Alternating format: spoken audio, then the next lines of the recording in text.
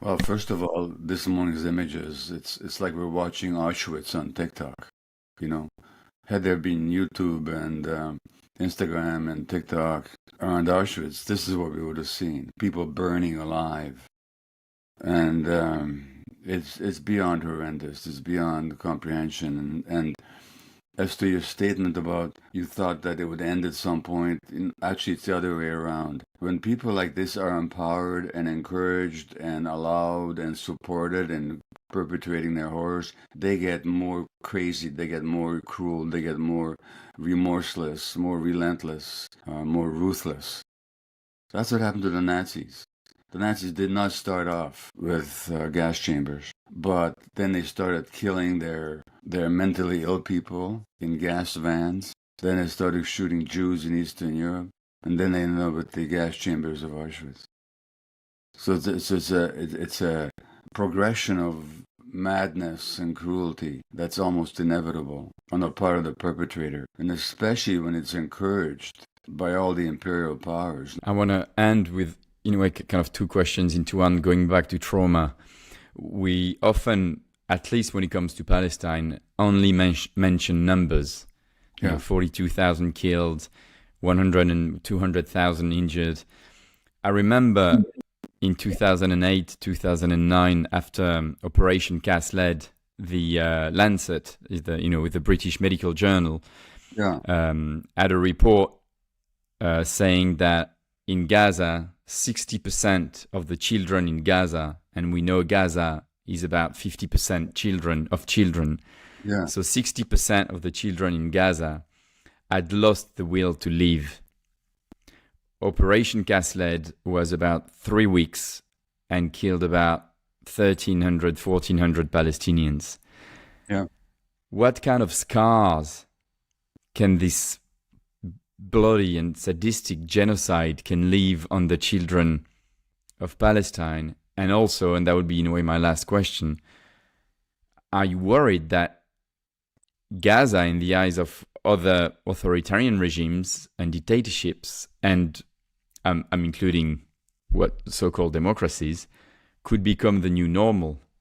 Well, as to the first question, in 2004, before Hamas became the ruling party in Gaza, there was a psychiatric report on the post-traumatic state of Palestinian children. 95% of them showed post-traumatic symptoms of one kind or another. And by the way, in 2004, those kids were children. Guess who were the young people that streamed into Israel on October the 7th? Those traumatized kids, full of despair and rage. Nobody ever talks about that. And that was before the current horrors. At this point, I have to tell you, I'm not confident that Gaza will even survive as an entity. I'm not confident that the Israelis won't succeed in somehow forcing them into even a smaller enclave and in a smaller concentration camp. Israel at this point seems to have the winning hand in terms of militarily. I have terrible forebodings about what's going to happen to the Palestinians. But we'll see. They also have tremendous resilience, tremendous courage. I've visited Gaza. I've been to the occupied territories. I know how much heart they have. I have some faith in them, but history is very cruel sometimes. I don't know how it's going to go. I've forgotten the second part of your question, Frank. No, I was wondering if Gaza could become the new normal. Well, Israel did it. Why not? Yeah. I think that Gaza, when I think of wider support for Israel, we live in a post-colonial world where very few powers and economic entities control most of the world, and the inequality, as you know, is just getting worse and worse, and so that the top few people in the world control more wealth than the bottom half, 50% of humanity. That system has to be maintained. And one of the reasons I think that the West supports Israel so vociferously is because it's a lesson to the rest of the world. You better not challenge us.